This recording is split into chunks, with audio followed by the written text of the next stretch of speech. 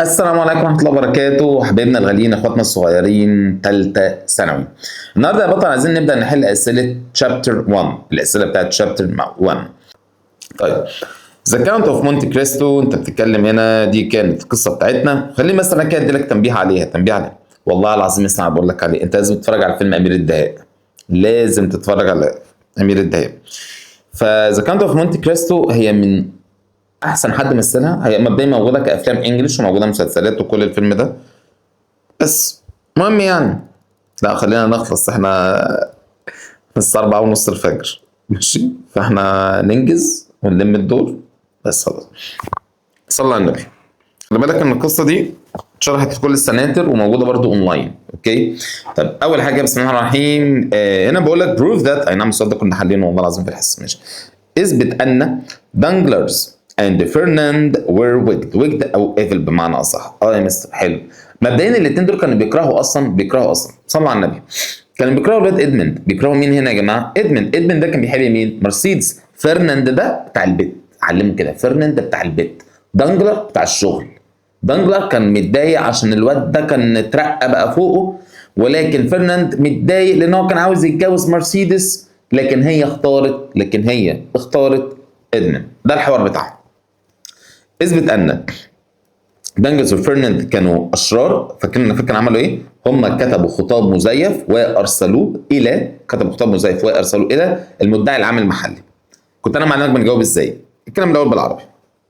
هم معناها they.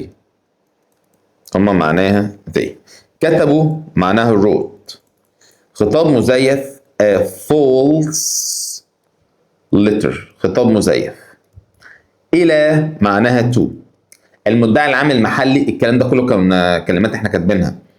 the local prosecutor. يبقى هم كتبوا خطاب مزيف وارسلوه الى كتبوا خطاب مزيف and sent ماضي sent it to the local prosecutor. طيب، هم كانوا اشرار عشان الحته دي. هنا رقم 2، how did Edmund، كيف Edmund prove himself. كلمة prove himself معناها أثبت نفسه. إزاي Edmund أثبت نفسه أثناء الرحلة؟ فاكر هو كان عمل إيه؟ هو أبحر أثناء العواصف. افتكروا الجملة دي، أبحر أثناء العواصف، وتفاوض مع التجار، والحمولة ما اتلمستش، والسفينة رجعت سليمة. أو 4 حاجات. إيه الأربع حاجات اللي هم عملتها؟ رقم 1، أبحر أثناء العواصف، navigated storms، أبحر أثناء العواصف. طب تاني حاجة تفاوض مع التجار، negotiated. أنا بتعامل، أنت طالب حضرته قدامي وكتبنا الكلام ده قدامك وأنت حفظته. negotiated with traders، تناقض مع التجار. حلو. تالت حاجة، الحمولة ما اتلمستش، the cargo معناها الحمولة ما اتلمستش، was untouched. ورابع حاجة، رجع السفينة بسلامة، returned معناها رجع، the ship السفينة بأمان اللي هي safely. أول حاجة أبحر أثناء العواصف، نقلهم عندك. تفاوض مع التجار، حلو. الحمولة ما اتلمستش، رجع السفينة بسلامة. السؤال رقم 2 ده واحد كده عملناه، و2 رقم عملناه. كان في سؤال برضو هنا، أظن عموما في اسئله هتقابلنا، فهي نفس الفكره يعني. ماشي، طيب 3، what does Edmund's safe return to Marseille mean for his future. ايه رايك؟ سؤال بالراحه. ماذا Edmund's safe return، عوده ادمند الامنه لمارسيليا بتعني ايه لمستقبله؟ ان هو رجع بالسلامه بتعني ايه لمستقبله؟ فاكر هو ايه؟ ان هو كان هيصبح الكابتن بتاع السفينه. كان هيصبح الكابتن بتاع ايه يا جماعه؟ السفينه. فده معناه ايه يا جماعه؟ انا هتقول لك ان هو رجوعه بامان. ده معناه ايه؟ ان هو كان هيصبح القائد هو معناها هي. كان 3 معناها وود، يصبح become القبطان ذا كابتن. هو كان هيصبح الكابتن. كان هيصبح الايه هنا يا جماعه؟ الكابتن. بس هو كان هيصبح الكابتن of the ship الخاص بالسفينة. ماشي، السفينة دي اسمها فرعون لو تفتكر، فيرون يعني. 4. Why did the crew، ده السؤال اتكرر كده، crew معناها طاقم عمل سفينة، طاقم عمل سفينة. لماذا طاقم العمل السفينة respect بيحترم إدمند بعد موت الكابتن؟ بعد ما الكابتن القائد مات، فكان القائد كان مات، القائد كان مات وكان هو المساعد بتاعه بدأ يمسك مكانه. فبقول لك هنا لماذا الكرو احترم ادمند بعد موت القائد؟ ايه السبب؟ نفس الكلام هنا، لان هو تفاوض مع التجار، لان هو ابحر اثناء العواصف، وهكذا. 5. The arrival الوصول at Marseille اللي هي مارسيليا يعني set the stage. المهم كمل، انت مش عارف ايه كلمه set the stage، كمل. for both لكل من hope معناها الامل والخطر. الامل والخطر. الراجل لما الواد ادمند لما رجع مارسيليا كان في امل وخطر هنا، فببدا اقول لك هنا في حياه ادمند وضح. اول حاجه هو كان هيصبح الكابتن بتاع السفينه، ده الامل. طب ايه الخطر هنا بقى؟ ايه الخطر هنا بقى؟ بدل هي شفت السؤال رقم 1 هتكتب هنا كلمه بات ولكن بدل ما هي زي بقى هتكتب كلمه دانجلر and وفرناند مالهم كتبوا خطاب مزيف الى المدعي العام. وبالمره هتحط كلمه and ادمند، وادمند تم القبض عليه. يعني كلمه تم القبض عليه يا جماعه؟ تقول لي هنا لفظ was arrested. ادمند was ايه يا جماعه هنا؟ arrest. فمن الاخر احكي لي الامل اللي كان عنده والخطر اللي كان عنده. ايه الخطر؟ ان هم كتبوا خطاب مزيف الى المدعي العام، ده الخطر. طب ايه الامل؟ ان هو كان هيصبح الكابتن. 6. if you were Edmund لو انت كنت مكان ادمند would you love هل كنت هتحب القيادة leadership؟ ممكن اقول له مثلا لا. ليه؟ because لأن it's a big responsibility لأن هي مسؤولية كبيرة. because it's a big responsibility. يعني كلمة responsibility هكتبها لك هنا responsibility ان هي مسؤوليه كبيره. ان هي مسؤوليه ايه؟ ما له لا والله مسؤوليه ايه؟ because it's dangerous، ده الموضوع خطر بس. طب 7. Ferdinand was jealous of. كلمه jealous of سجلها لي عندك، كنا واخدينها معناها بيحسد او حقود على ادمند. حد واخد باله ان حرف الجر بيجي مع كلمه jealous of. Ferdinand يا جماعه كان بيحقد على ادمند. why do you think he felt so؟ تفتكر هو ليه كان بيشعر بكده؟ ابدا. ليه ادمند كان بيشعر؟ ليه فيرناند كان بيشعر بكده؟ الموضوع سهل، لأن هو أراد أن يتزوج مرسيدس. هو معناه أراد أن، أنت بتتكلم في الماضي wanted to. بنتكلم الأول العربي، واللي احنا بنقوله عربي هنقوله انجلش. because he wanted to marry يتزوج مرسيدس. ولكن but هي she اختارت. كلمة اختارت اهي يا جماعة، تشوز على طول، تشوز تصريف تاني من كلمة تشوز. اختارت ادمند بس. jealousy الحسد او الحقد is destructive بشع. الحسد destructive معناها مدمر. وضح لي الكلام ده. فتقول لي اول حاجة اهو فرناند اراد ان يتزوج مرسيدس لكن هي اختارت ادمند. ودانجلر الموضوع ده هيتكرر تاني، دانجلر او مش دانجلر بقى، ادمند. ايوه ماله يا مستر؟ تم ترقيته. بص كانت معناها ايه؟ was promoted، كانت موجوده على السبوره. was promoted اعلى above دانجلر. above ايه هنا يا جماعه؟ دانجلر. بالراحه.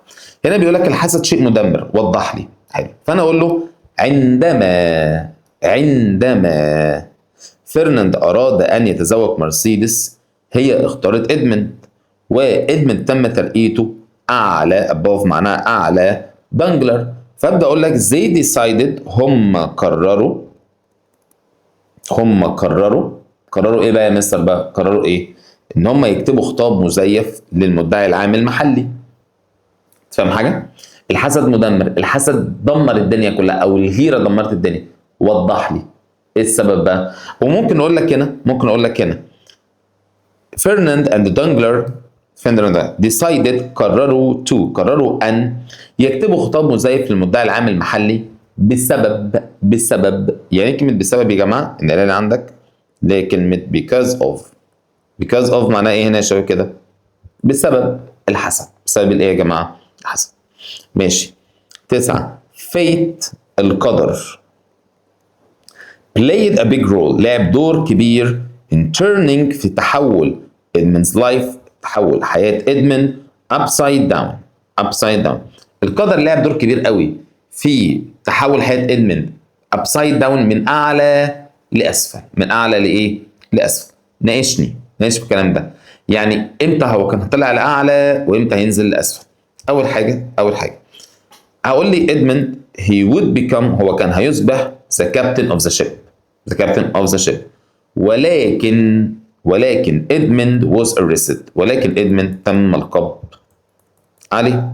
فدي الحاجة اللي بقولها لك. القدر رفعه فوق upside and down يعني طلعه فوق راسا على عقب شقلب له الدنيا. فتيجي تقول لي فعلا شقلب له الدنيا. فتبدأ تقول لي هنا هو أصبح الكابتن بتاع السفينة. هو كان هيصبح كان هادي معناه وود. كان هادي معناه إيه يا جماعة؟ وود. هو كان هيصبح قائد السفينة ولكن إدموند تم القبض عليه. طيب What do you think of ماذا أنت تعتقد أو ما رأيك في Edmund's father؟ إيه رأيك في والد إدموند؟ He is a good person. هو شخص كويس. ليه بقى؟ اسمع معايا المشهد اللي جاي ده. ليه يا مستر؟ ليه يا حبيب قلبي؟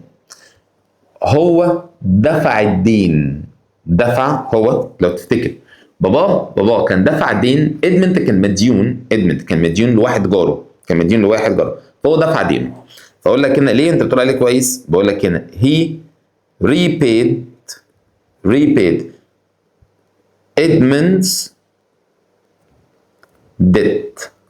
ودي محتاج اتكلم فيها بالراحه. هو دفع دين debt معناها دين in P silent دين إدموند. دفع دين ايه يا جماعه؟ انت بيبين ان هو راجل كويس. طيب إدموند was loyal. إدموند كان وفي. prove this اثبت ذلك. فعلا في المشهد ده لما حصل ابوه يعني دفع الدين بتاعه. فإدموند لما نزل من على السفينه وراح يزور ابوه بقى في بيته الصغير لقى البيت في فقر مدقع. ليه؟ لان الاب ريبيد اعاد دفع الدين بتاع إدموند ما كانش لاقي ياكل. طب عمل ايه بقى الواد ده بقى؟ بص عمل ايه بقى؟ هو اعطى gave بابا his father كل الفلوس. all معناها كل الفلوس او كل الاجره اللي هو خدها. all the wages. كل الفلوس. ادى بابا كل الفلوس اللي كسبها. مش هو الولد ده كان شغال على سفينه إدموند؟ لما رجع لقى بابا عايش في فقر راح عمل ايه الولد ده عشان يثبت له ان هو وفي او عنده ولاء؟ هو اعطى بابا all the wages كل الفلوس. طب يا مستر حلو. nothing 12 مفيش حاجه كان take it from us. مفيش حاجه تقدر تاخدها مننا. المشهد ده كانت هي ساندة راسها. كان لو تفتكر هي كانت ساندة راسها على كتفه وبتقول له اتمنى ان السعاده دي تستمر للابد. فقال لها ان شاء الله تستمر للابد ومفيش حاجه تقدر تاخد السعاده دي مننا. او قال لها كده nothing can take it. ايه اللي انا بقوله ده؟ nothing can take it from us. مفيش حاجه تقدر تاخدها مننا. فبص الجمله nothing can take it from us. مفيش حاجه تقدر تاخدها مننا. was Edmund هل كان إدموند صح يعني معاه حق to say that ان هو يقول الكلام ده بخصوص السعاده؟ طبعا no. ليه؟ لان إدموند تم القبض عليه. بس من إدموند تم القبض عليه يبقى because Edmund was arrested. ماشي. 13 evil الشر had shadows لديه ظلال. shadow معناه ظل. الشر يا جماعه ليه ظل that spoiled معناها افسد. يعني كلمه spoil يا جماعه افسد. Edmund celebration الاحتفال بتاع إدموند. وضح لي يعني من الاخر الاحتفال بتاع إدموند ده باص ازاي ولا الموضوع؟ هتقول لي هنا نفس الجمله هنا دانجلر اند فرناند مالهم يا مستر؟ كتبوا خطاب مزيف الى المدعي العام. حلو. وإدموند تم القبض عليه. بس تحس ان كل الاسئله بتلف حوالين حاجه واحده. إدموند تم القبض عليه during اثناء كلمه during اثناء الاحتفال celebration. طيب 14 do you think هل تعتقد ان دانجلر was dishonest معناها غير امين او غير شريف. تفتكر ان هو كان غير امين؟ نعم. ليه؟ لان هو كتب خطاب واعطاه كتب خطاب مزيف واداه للمدعي العام المحلي بس. 15 Why did the sailors لماذا sailors معناها البحارة change their opinion غيروا رأيهم في إدمند أثناء during the voyage. بالمناسبة كلمة voyage معناها رحلة بحرية. يا ترى هم ليه البحارة غيروا رأيهم أثناء الرحلة البحرية في إدمند؟ أصل هم كانوا شايفينه عيل صغير يعني. ليه؟ كتبناهم. أبحر أثناء العواصف، تفاوض مع التجار، الحمولة ما اتلمستش، رجع السفينة بسلامة. طيب 16 كيف did Edmund's care كيف رعاية Edmund for his father لباباه reveal his values. value معناها قيم، بتظهر لنا القيم بتاعته. ازاي يعني؟ قول لي كده، اشرح لي ازاي الرعاية بتاعت Edmund لباباه بتظهر القيم بتاعته. ايه يعني ايه اللي حصل هنا؟ اسمع كده، اقول لك عندما when his father repaid Edmund's debt عندما والده دفع دين ديت.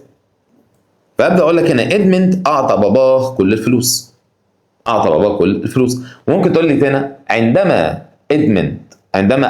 لا هي دي الاجابه الاسلم، ما فيهاش. عندما when his father عندما باباه repaid اعاد دفع دين ادمند. فبدل ما هي بقى ممكن تبقى هنا ادمند اعطى باباه كل الفلوس.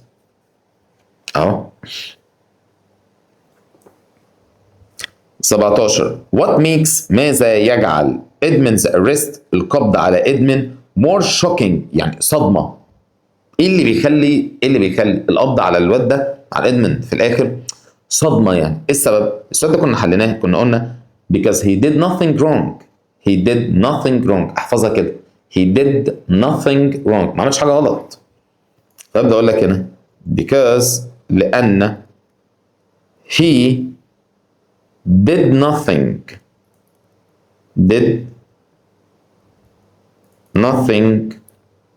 wrong.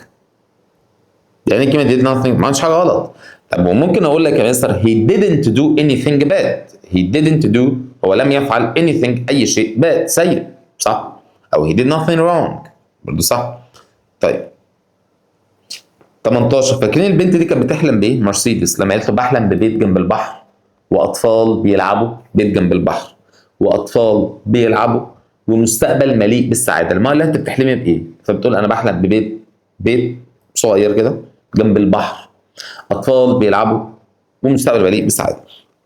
بقول لك هنا وات داز مرسيدس دريم اوف ماذا حلم مرسيدس of a small home بخصوص البيت الصغير show about her character بيظهر لنا ده ايه عن شخصيتها يعني. she was very kind كانت طيبة جدا.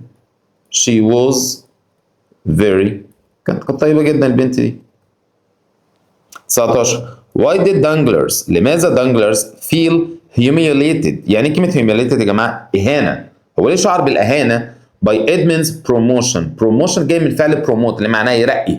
هو ليه حس بالإهانة يعني كده بالترقية بتاعته؟ بصدق جدا جدا لأن إدمند فين؟ because Edmund was promoted تم ترقيته above Dangler لأن إدمند مش اترقى وبس، في واحد بيترقى وبس، لا ده اترقى فوقه يعني هو بقى رئيسه. خلي بالك دانجلر الأول كان هنا وتحتيه إدمند، إيه اللي حصل؟ إدمند اترقى بقى فوقه واصلة؟ فده كان بالنسبة له ده جنان. على فكره الاسئله كلها هتلاقيها نفس الافكار، لو انت عارف نفس الفكره هتعرف تكتب اي اجابه. How is Fernand's love كيف او ازاي حب فرناند for Mercedes different from Edmund's مختلف عن إدمند. يعني الحب بتاع فرناند لمرسيدس مختلف عن إدمند في ايه؟ السبب؟ يعني اشرح ايه الفرق بين الحب ده والحب ده؟ اول واحد فرناند الحب بتاعه كان مليء بالحقد. فابدا اقول لك هنا Fernand's love احنا فين يا جماعه؟ معلش السؤال رقم كام؟ Fernand's love حب فرناند كان was مليء بيه. كلمه مليء بيه معناها full of مليء بايه بقى يا جماعه؟ معلش الحقد. يعني كلمه الحقد خدناها فوق jealousy but ولكن Edmund's love حب إدموند was كان full of مليء بالتضحية. دي هتفهمها قدام شوية. يعني كلمة التضحية sacrifice معناها التضحية. دي هتفهمها قدام شوية. طب to what extent إلى أي مدى did moral ده مستر موريل ده اللي هو كان صاحب السفينة أصلا. إلى أي مدى مستر موريل trust بيثق في إدموند في موضوع السفينة. إلى أي مدى؟ أبدأ أقول لك هو استنى لو تفتكر هو أخبر إدموند إن هو هيبقى القائد، إن هو هيبقى الإيه؟ فاكر الحوار ده لما قال له على فكرة أنا عندي وعد. he promised him هو وعده أن يكون القائد. القائد دي يا جماعة اللي هو الكابتن اللي هو القبطان. إلى أي مدى موريل بيثق فيه؟ ببدأ أقول لك هنا هو promised him وعده. موريل وعده he promised him وعده to become أن يصبح the captain. يصبح الكابتن.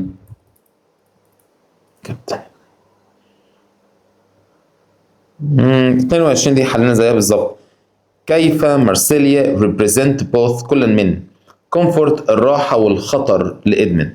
يعني مارسيليا بتمثل الراحة والخطر في إيه؟ إحنا قلنا فوق والله إن هو كان يصبح الكابتن ولكن هو تم القبض عليه. ده الخطر وده الراحة. 23 what did the sea symbolize معناها يرمز إلى ماذا البحر يرمز بالنسبة لإدموند. يعني البحر بالنسبة لإدموند عبارة عن إيه؟ البحر عبارة عن إيه؟ the future المستقبل. زي future أو future يا سلام لو تكتب له future full of happiness مستقبل مليء بالسعادة. future full of مليء ب happiness تبقى إجابة إيه؟ طلقة. 24 why does the dark tavern اللي هي معناها الحانة refer to. طيب صلى على النبي. هو ايه اللي كان حصل في الحانة؟ كان في حانة اللي هو التافرن موجودة دي. مالها يا مستر الحانة دي؟ الحانة دي كانت كالآتي. ايه بقى يا مستر؟ اتفقوا فيها ان هم يكتبوا خطاب مزيف للمدعي العام المحامي اللي هو دانجلر وفرناند، وبالتالي هيقبضوا عليه ومش هيخرج تاني. ففرناند قال خلاص كده مرسيدس هترجع لي هتجوزها، ودانجلر قال الواد ده مش هيترقى فوقي هبقى انا المدير لسه. فواي داز هنا كان في كلمه المفروض تكون موجوده. ايه هي؟ انا ما اعرفش بس انت هتحكي الموقف ده يعني. 25 how did the joyful feast يعني الخطوبه contrast بتتناقض مع with what happens next. يعني ازاي الجويفول فيست الخطوبه اللي كانت سعيده دي كونتراست هتحصل لها كده شقلبه باللي هيحصل بعديها. تيجي تقول لي اثناء الحفله during the feast اثناء الحفله ادموند تم القبض عليه اللي هي ادموند was arrested. ماشي. 26 why does the arrest لماذا سين معناها مشهد. لماذا مشهد القبض يبدو تراجيدي؟ يعني ليه مشهد القبض كان تراجيدي؟ ايه السبب؟ انا احكي لك. اول حاجه لان ادموند لم يفعل شيء غلط صح كده. طب فاكر بقى مرسيدس كانت عملت ايه في الحوار ده؟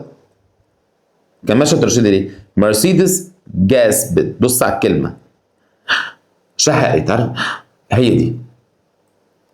وبعدين يا مستر his father باباه اترعش. يعني كلمة اترعش يا مستر؟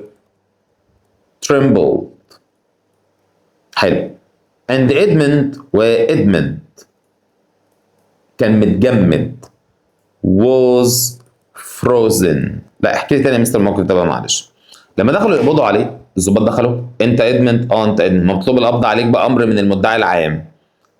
فبيقول لك الاب اترعش المرسيدس شهقت وهو كان واقف فروزن متجمد. ليه؟ he did nothing wrong. ما عملش حاجه غلط. فانت هتكتب لي كل الكلام ده في الجزئيه دي. 27 how do you think كيف انت تعتقد ان ادموند showed duty اظهر الواجب ناحيه كل من الكابتن بتاعه وباباه. تمام كده. بابا دي احنا عرفنا خلاص ان هو اعطى بابا كل الفلوس، لكن هو اظهر ازاي ادمند، اظهر ازاي ان هو عنده شعور بالمسؤوليه والواجب ناحيه الكابتن بتاعه. القائد بتاعه اصلا الكابتن اصلا مات اثناء الرحله. ففاكر هو بعديها عمل ايه؟ هو اخذ القياده. هو اخذ القياده. يعني كلمه اخذ القياده يا جماعه، بص هو معناه ايه؟ اخذ القياده، بص عليها كده، took the command. اسمها ايه تاني يا مستر معلش؟ took the command. يعني كلمه took the command يا جماعه اخذ القياده. ايه معناها تاني؟ اخذ القياده. ماشي يا مستر، هو اخذ القياده، اتفقنا. وبعدين بس اما مع باباه هو اعطاه كل الويدجز. 28 ده قلناه. how did betrayal معناه الخيانه، سجل عندك المعنى ده. betrayal معناه الخيانه. كيف الخيانه غيرت ادمند's destiny، مصير ادمند. ازاي الخيانه غيرت مصير ادمند؟ ابدا. ازاي؟ هو تم القبض عليه. عندما هو تم القبض عليه he was arrested. عندما when Dangler and Fernand wrote a false أو a fake letter to the local prosecutor. الكلام ده كله موجود فوق. لما هم كتبوا خطاب مزيف إلى المدعي العام المحلي. 29 What does Fernand's envy معناها حقد. ماذا حقد فرناند teach us بيعلمنا about human weakness، عن الضعف البشري. human weakness يعني الحقد بتاع envy ده بيعلمنا ايه عن الضعف البشري؟ we shouldn't، نحن لا ينبغي، او بص الجمله دي we should be، نحن يجب ان نكون، ينبغي ان نكون راضيين. يعني كلمه راضيين يا جماعه satisfied. يعني كلمه راضيين يا شباب satisfied. احنا المفروض نكون راضيين. ده بيعلمنا ايه يا جماعه؟ الحقد بتاعه ده بيعلمنا ان احنا المفروض نرضى. طب يعني نكون المفروض نرضى we should be satisfied. 30 what lesson، ما الدرس do we learn from، اللي احنا بنتعلمه من ادمند fast rise. ادمند rise معناه ارتفاع. ما الدرس اللي احنا بنتعلمه من ارتفاع ادمند السريع fast and the sudden fall والسقوط المفاجئ؟ ده يعلمنا ايه يا جماعه؟ we should be careful، نحن ينبغي ان نكون حريصين. يعني الارتفاع السريع والسقوط السريع ده بيعلمنا ايه؟ نصحصح. we should be careful، يجب ان نكون حريصين. 31 what do you think of، ما رأيك في شخصية ادمند؟ he is very good، هو كويس جدا. he is very kind، هو جدع جدا. he is very loyal، وفي جدا. he is very loyal. 32 قلنا ساعتها هنشطب عليه.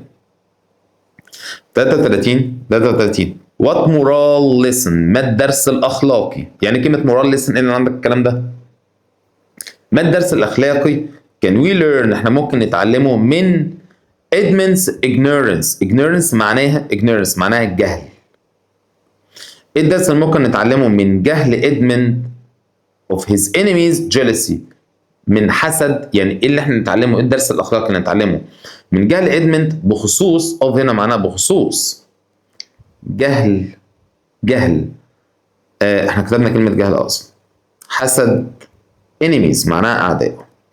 ده يعلمنا ايه يعني؟ مش فاهم. ده يعلمنا ايه؟ ايه الدرس اللي خلينا نتعلمه من جهل ادمند بخصوص الحسد بتاع ده يعلمنا ايه؟ we should be careful، احنا لازم نكون مصحصحين.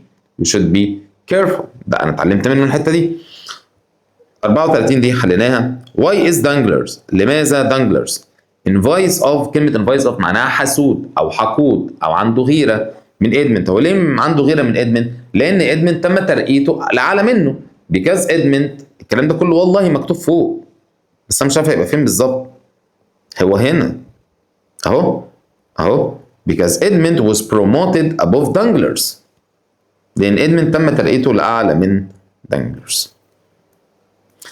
What is Fernand's main motive؟ motive هنا يا جماعة معناها الدافع. ما دافع فرناند الرئيسي؟ ضد إدمند؟ إيه الدافع يعني بتاع فرناند ضد إدمند؟ إيه الدافع؟ مرسيدس. هو أراد أن يتزوج مرسيدس ولكن هي اختارت إدمند. نفس القصة. would معناها هل كان Edmund's mother مامة إدموند الله يرحمها يعني هي ماتت خلاص، هل كانت مامة إدموند really be proud of him؟ هل كانت هتبقى فخورة بيه if she were alive؟ لو هي كانت صاحية، لو هي كانت حية أقصد، يعني لو هي كانت حية كانت مامتها هتكون فخورة بيه؟ نعم. ليه؟ نفس الكلام فوق، لأن هو كان يصبح القبطان، لأن معناه because هو معناه هي، كان معناه would، يصبح become القبطان the captain. بس كده يعني، بس كده. انت تحس ان كل الكلام داير في الحتتين دول، لو عرفتهم بس خلاص، ده بجد والله، يعني لو عرفتهم فعلا بس شكرا، تلاقي كل حاجه بس بقت تعرف تكتبها. وبس كده يا شيخي، اشوفكم على خير باذن الله. الواجب كان صغير جدا جدا جدا، فاحنا ماشيين زي الفل الحمد لله. اشوفك على خير يا شباب ان شاء الله في اللي جاي. سلام عليكم.